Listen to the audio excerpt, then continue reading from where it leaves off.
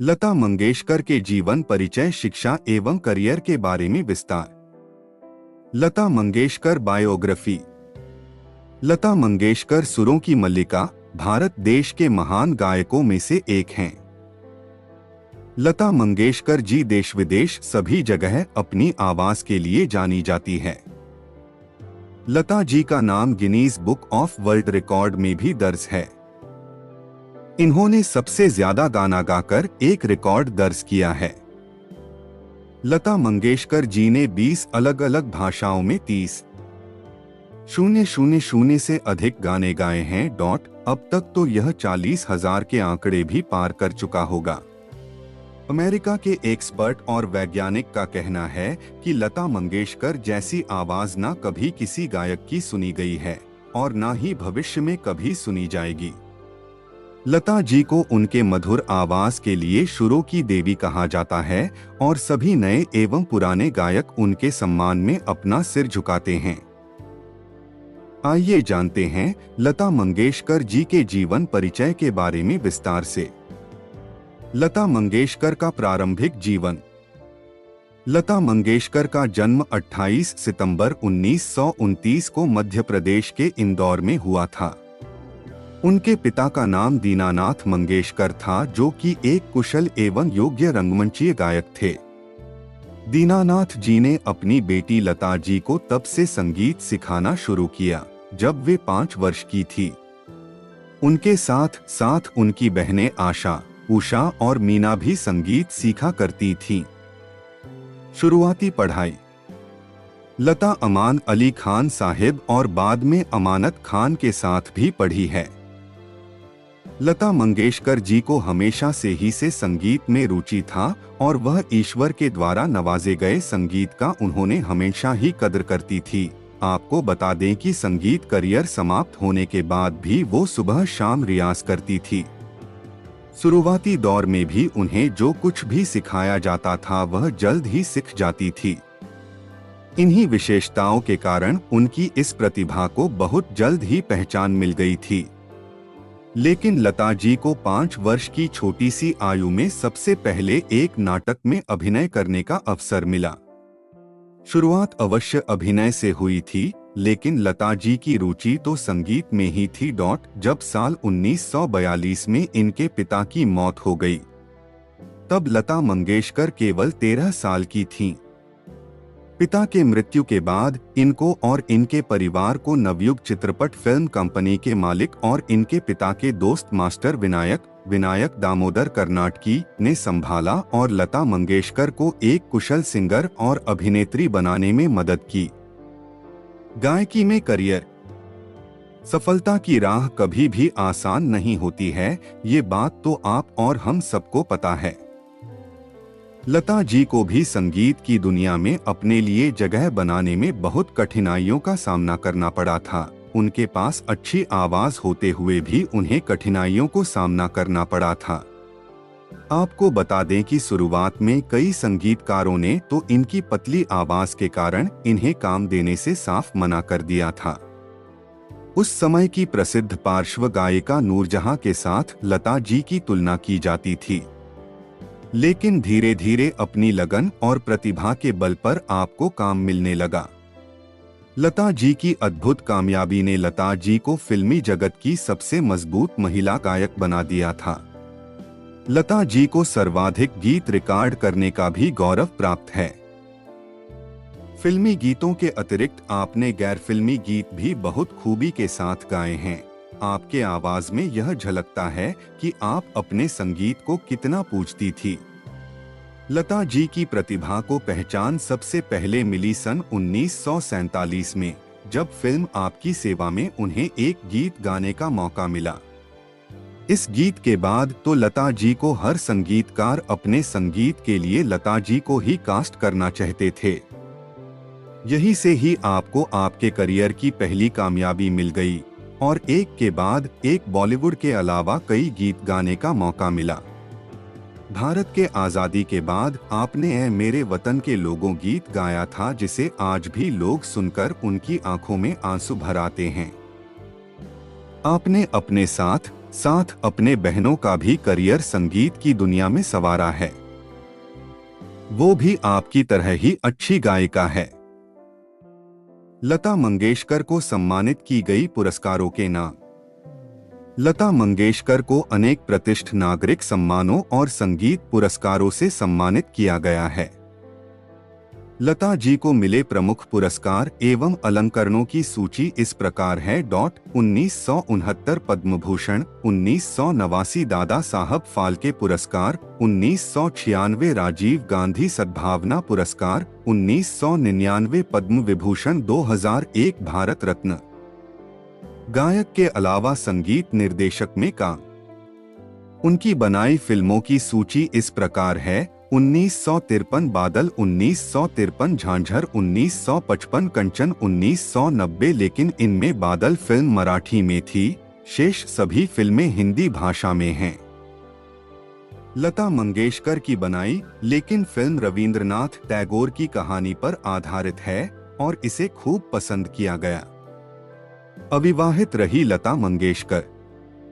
लता मंगेशकर ने शादी क्यों नहीं की? लता मंगेशकर, जिनकी आवाज की सारी दुनिया कायल है, उन्होंने शादी क्यों नहीं की? इस बारे में स्वयं लता जी ने कई जगह साक्षात्कार में कहा है कि पिताजी के गुजर जाने के बाद सबसे बड़ी बेटी होने के कारण घर परिवार चलाने की जिम्मेदारी मुझ पर आ गई। छोटे भाई बहनों के जीवन के बारे में सोचने में इतनी व्यस्त रहीं कि खुद की शादी के बारे में फैसला करने का समय ही नहीं मिला। लता जी के प्रसिद्ध गीत। लता जी ने 2 आंखें 12 हाथ, 2 बीघा जमीन, मदर इंडिया, मुगल ए आजम आदि महान फिल्मों में गाने गाए हैं। महल, बरसात, एक थी लड़की, बड़ी बहन आदि फिल्मों में अपनी आवाज के जादू से इन फिल्मों की लोकप्रियता में 4 चांद लगाए। इस दौरान आपके कुछ प्रसिद्ध गीत थे। ओ सजना बरखा बहार आई, परख 1960, आजारे परदेसी, मधुमती 1958, इतना ना मुझसे तू प्यार बढ़ा, छाया 1961, अल्लाह तेरो नाम, हम दोनों 1961, एहसान तेरा होगा मुझ पर, जंगली 1961, ये समा, जब जब फूल खिले 1965। इनके अलावा लता जी ने संगीत की दुनिया को कुल 36,000 गाने दिए हैं। लता मंगेशकर जी से जुड़े FAQ। हार्डीकर से मंगेशकर। पंडित दीनानाथ का सरनेम हार्डीकर था, जिसे बदलकर उन्होंने मंगेशकर कर दिया। वे गोवा में मंगेशी के रहने वाले थे और इसके आधार पर उन्होंने अपना नया सरनेम चुना। लता के जन्म के समय उनका नाम हेमा रखा गया था, जिसे बदलकर लता कर दिया गया। यह नाम दीनानाथ को अपने नाटक भावबंधन के एक महिला किरदार लतिका के नाम से सूझा। लता के बाद मीना, आशा, उषा और हृदयनाथ का जन्म हुआ। क्यों नहीं स्कूल गई लता? बचपन से ही लता को घर में गीत संगीत और कला का माहौल मिला और वे उसी ओर आकर्षित हुई। 5 वर्ष की उम्र से ही लता को उनके पिता संगीत का पाठ पढ़ाने लगे। उनके पिता के नाटकों में लता अभिनय भी करने लगी। लता को स्कूल भी भेजा गया, लेकिन पहले ही दिन उनकी टीचर से अनबन हो गई। लता अपने साथ अपनी छोटी बहन आशा को भी स्कूल ले गईं। टीचर ने आशा को कक्षा में बैठने की अनुमति नहीं दी। इससे लता को गुस्सा आ गया और वे फिर कभी स्कूल नहीं गईं। 13 वर्ष की उम्र में परिवार का बोझ। 1942 में लता मंगेशकर पर मुसीबत का पहाड़ टूट गया। उनके पिता की जब मृत्यु हुई तब लता मात्र 13 वर्ष की थी। लता पर परिवार का बोझ आ गया। नवयुग चित्रपट मूवी कंपनी के मालिक मास्टर विनायक मंगेशकर परिवार के नजदीकी लोगों ने लता का करियर गायिका और अभिनेत्री के रूप में संवारने के लिए मदद की। लता को अभिनय पसंद नहीं था, लेकिन पैसों की तंगी के कारण उन्होंने कुछ हिंदी और मराठी फिल्मों में अभिनय किया। मंगला गौर 1942, माझे बाल 1943, गजभाऊ 1944, बड़ी माँ 1945, जीवन यात्रा 1946 जैसी फिल्मों में लता ने छोटी मोटी भूमिकाएं अदा की। लता को सदाशिवराव नेवरेकर ने एक मराठी फिल्म में गाने का अवसर 1942 में दिया। लता ने गाना रिकॉर्ड भी किया, लेकिन फिल्म के फाइनल कट से वो गाना हटा दिया गया। 1942 में रिलीज हुई मंगला गौर में लता की आवाज सुनने को मिली। इस गाने की धुन दादा चांदेकर ने बनाई थी। 1943 में प्रदर्शित मराठी फिल्म गजाभाव में लता ने हिंदी गाना माता एक सपूत की दुनिया बदल दे तू गाया। 1945 में लता मंगेशकर मुंबई शिफ्ट हो गईं और इसके बाद उनका करियर आकार लेने लगा। वहां पर उन्होंने भिंडी बाजार घराना के उस्ताद अमन अली खान से भारतीय शास्त्रीय संगीत सीखना शुरू किया। फिल्म बड़ी माँ 1945 में गाए भजन माता तेरे चरणों में और 1946 में रिलीज हुई आपकी सेवा में लता द्वारा गाए गीत पा लागू कर जोरी ने लोगों का ध्यान लता की ओर खींचा। लता को किया रिजेक्ट। वसंत देसाई और गुलाम हैदर जैसे संगीतकारों के संपर्क में लता आईं और उनका करियर निखरने लगा। लता के गुलाम हैदर मेंटर बन गए। वे लता को दिग्गज फिल्म निर्माता शशधर मुखर्जी के पास ले गए, जो उस समय शहीद 1948 नामक फिल्म बना रहे थे। हैदर ने लता को लेने की सिफारिश मुखर्जी से की। लता को सुनने के बाद मुखर्जी ने यह कहते हुए लता को लेने से इनकार कर दिया कि लता की आवाज बहुत पतली है। इससे हैदर भड़क गए। वे लता की प्रतिभा को पहचान चुके थे। उन्होंने कहा कि आने वाले दिनों में लता छा जाएगी और ये सारे निर्माता निर्देशक लता के चरणों में गिरकर लता से अपनी फिल्मों में गाने की मिन्नत करेंगे। गुलाम हैदर ने लता से मजबूर 1948 में एक गीत दिल मेरा तोड़ा मुझे कहीं का ना छोड़ा गवाया। यह गीत लता का पहला हिट माना जा सकता है। गुलाम हैदर ने लता में जो प्रतिभा देखी थी, इसका जिक्र अक्सर लता करती रही हैं। लता के अनुसार गुलाम हैदर उनके सही मायनों में गॉडफादर थे और उन्हें लता की प्रतिभा में पूरा विश्वास था। खुद की शैली लता ने की विकसित। लता जब पार्श्व गायन के क्षेत्र में अपना करियर बना रही थी, तब नूरजहां, शमशाद बेगम जैसी गायिकाओं का बोलबाला था। लता पर भी इन गायिकाओं का प्रभाव था और वे उसी शैली में गाती थीं। लता समझ गईं कि यदि उन्हें आगे बढ़ना है तो अपनी शैली विकसित करनी होगी और उन्होंने यही किया। उन्होंने हिंदी और उर्दू के उच्चारण सीखे।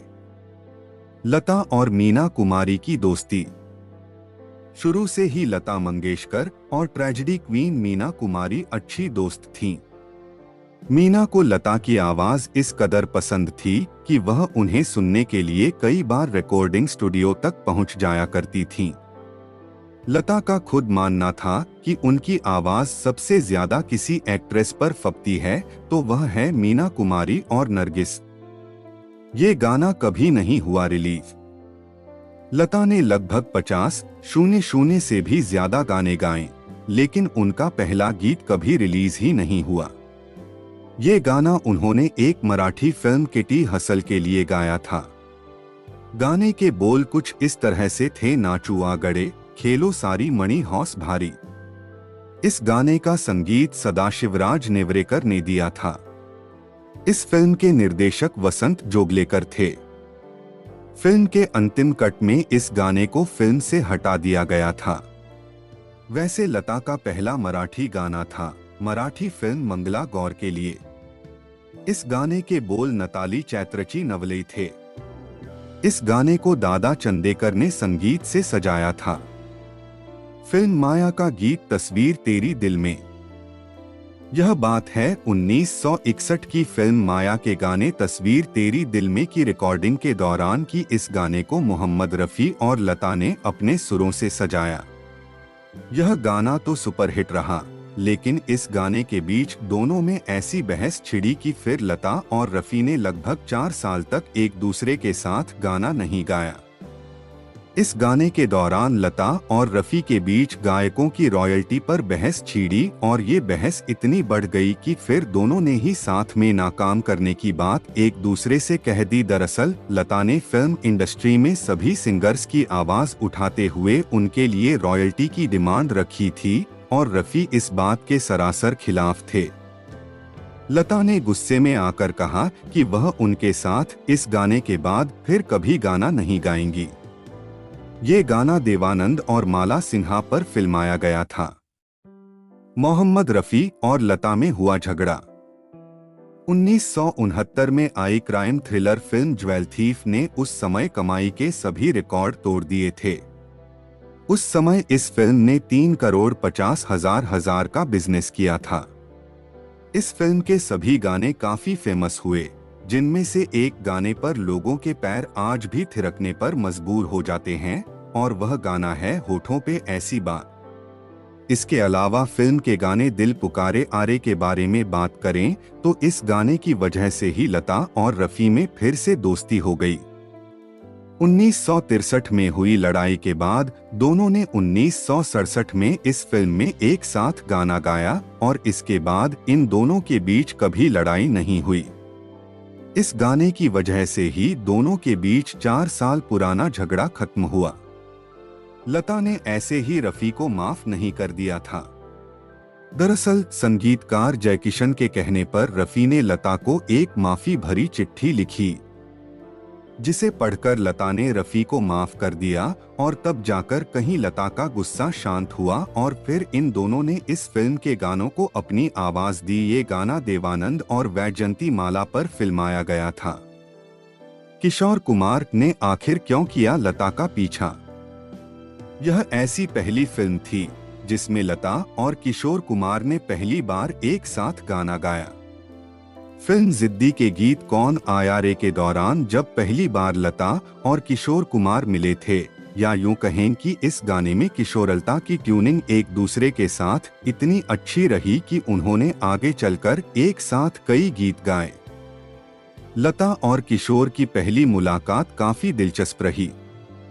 जब लता ने करियर की शुरुआत की तब वह लोकल ट्रेन से ही ट्रेवल किया करती थीं। एक दिन की बात है जब महालक्ष्मी स्टेशन पर एक शख्स कुर्ता पजामा पहने और हाथ में लकड़ी की छड़ी लिए लता के ट्रेन के डिब्बे में चढ़ा, जिसमें लता पहले से ही मौजूद थीं। देखने में वो शख्स उन्हें ना जाने क्यों जाना पहचाना लगा और जब ट्रेन से उतरने के बाद लता ने आगे का सफर तय करने के लिए तांगा लिया तो वह शख्स भी तांगे के पीछे पीछे आने लगा। लता उस शख्स को ऐसे पीछा करते देखकर काफी घबरा गई थीं। वह जल्द से जल्द स्टूडियो पहुंचना चाहती थीं ताकि इस शख्स से वो छुटकारा पा सकें। लेकिन हैरानी की बात तो तब हुई जब वह शख्स उनके पीछे पीछे स्टूडियो तक आ पहुंचा। लता ने तुरंत ही स्टूडियो में मौजूद संगीतकार खेमचंद्र से उस शख्स के बारे में पूछा तो उनका जवाब सुनकर लता खुद हैरान हो गई थीं, क्योंकि वह शख्स कोई और नहीं बल्कि किशोर कुमार थे। इस वाकये से खेमचंद्र खूब हंसे और लता को बताया कि यह तो किशोर कुमार हैं, अभिनेता अशोक कुमार के भाई। बतौर प्लेबैक सिंगर ये किशोर कुमार की पहली फिल्म थी। इस फिल्म में किशोर ने पहली बार देवानंद को अपनी आवाज दी। बाथरूम में गाया गाना। यह बात है सन 1960 की, जब लता ने फिल्म मुगले आजम के सबसे फेमस गीत जब प्यार किया तो डरना क्या की शूटिंग की। इस गाने को मधुबाला पर फिल्माया गया था। इस फिल्म के लिए मधुबाला ने एक शर्त रखी थी कि इस फिल्म में उन पर जितने भी गाने फिल्माए जाएं वो केवल लता ही गाएं। 150 गानों के रिजेक्शन के बाद गाना जब प्यार किया तो डरना क्या सिलेक्ट किया गया था। इस गाने को शकील बदायूनी ने लिखा है और नौशाद ने संगीत दिया। दरअसल इस फिल्म के निर्देशक के आसिफ ने संगीतकार नौशाद को रुपयों से भरा ब्रीफकेस पकड़ाया और तब उनसे एक बात कही कि एक ऐसा गाना बनाओ जिसे लोग ताउम्र याद रखें। ये गाना आज हिस्टोरिकल गानों में से एक है।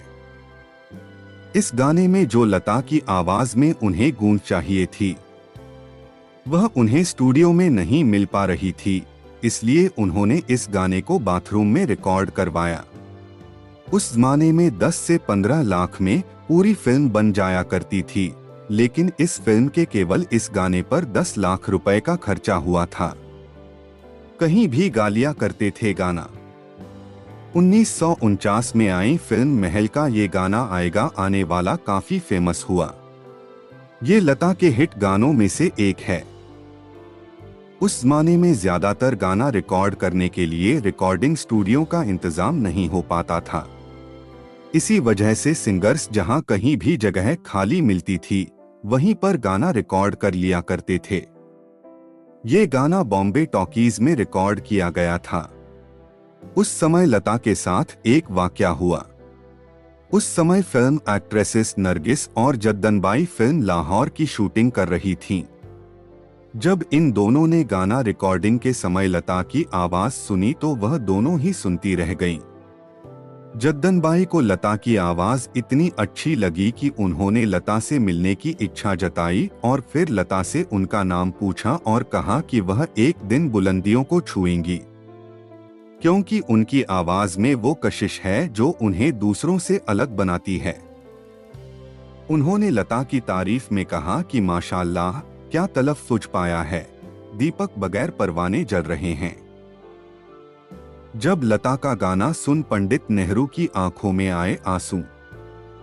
यह बात है 1963 की, जब लता ने पहली बार दिल्ली के नेशनल स्टेडियम में भारत चीन के युद्ध के शहीदों को याद करते हुए गीत ऐ मेरे वतन के लोगों गाया था।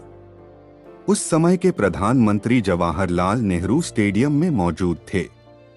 इस गाने को सुनकर पन नेहरू ने लता से मिलने की इच्छा जताई और जब वह लता से मिले तो उन्होंने लता से कहा कि उन्होंने इतनी खूबसूरती और मन से इस गीत को गाया कि उनके आंसू ही निकल पड़े। राज कपूर फिल्म में लता को कास्ट करना चाहते थे। फिल्म सत्यम शिवम सुंदरम का टाइटल ट्रैक जब लता जी गा ही रही थी, तब फिल्म के निर्देशक राज कपूर की लता से किसी बात को लेकर बहस हो गई और लता ये गाना बीच में ही छोड़कर चली गईं। लेकिन फिर गीतकार पन नरेंद्र शर्मा के कहने पर लता ने 6 से 7 मिनट में पूरे गाने को एक टेक में ही रिकॉर्ड कर दिया। लता पन नरेंद्र को पापा कहकर बुलाती थीं और उनका अपने पिता की तरह ही सम्मान करती थीं। यह फिल्म राज कपूर ने लता मंगेशकर से इंस्पायर होकर लिखी थी, इसलिए वो इस फिल्म में लता को ही कास्ट करना चाहते थे। जब गाने के दौरान भावुक हुई लता। फिल्म बैजू बावरा के गाने मोहे भूल गए सांवरिया की कुछ लाइनों को गाने के वक्त लता का गला भर आया और उनकी आवाज अचानक रिकॉर्डिंग के वक्त आनी बंद हो गई। वहां पर मौजूद सभी को यही लगा कि मशीनों में कुछ फॉल्ट हो गया है और वह अपनी मशीनें चेक करने लगे। लेकिन जब मशहूर संगीतकार नौशाद ने रिकॉर्डिंग रूम में जाकर देखा तो लता एकदम शांत खड़ी थीं और उनकी आंखें आंसुओं से भरी थी। इस गाने के बोल को गाकर लता भावुक हो गई थीं। इस मसले के बाद लता ने थोड़ी देर का ब्रेक लिया और फिर उन्होंने इस गाने की रिकॉर्डिंग की। दिलीप कुमार से नाराज हुई लता। फिल्म मुसाफिर का गाना लागी ना ही छूटे लता ने गाना गाया था और आपको जानकर हैरानी होगी कि इस गाने को लता के अलावा दिलीप कुमार ने अपनी आवाज दी थी। इस गाने की जब रिकॉर्डिंग हो रही थी तब दिलीप कुमार को नहीं पता था कि इस गाने को उनके साथ स्वर कोकिला लता गाएंगी। दिलीप कुमार रिकॉर्डिंग के समय लता को वहां देखकर हैरान हो गए, क्योंकि लता रही है सुरों की देवी और दिलीप कुमार का उनके सामने यूं गाना उन्हें अजीब सा लग रहा था। इसलिए जब लता को देखकर दिलीप कुमार नर्वस हुए तब फिल्म के संगीतकार सलील चौधरी ने दिलीप कुमार को ब्रांडी पिलाई ताकि वो लता के सामने बेझिझक गा सकें। पर होनी को कुछ और ही मंजूर था। इस गाने की रिकॉर्डिंग के वक्त दिलीप कुमार और लता के बीच एक बात को लेकर कड़वाहट आ गई थी। दरअसल दिलीप कुमार ने लता से कहा था कि मराठियों की उर्दू दाल चावल जैसी होती है। लता दिलीप कुमार के इस कमेंट से काफी आहत हुई थीं।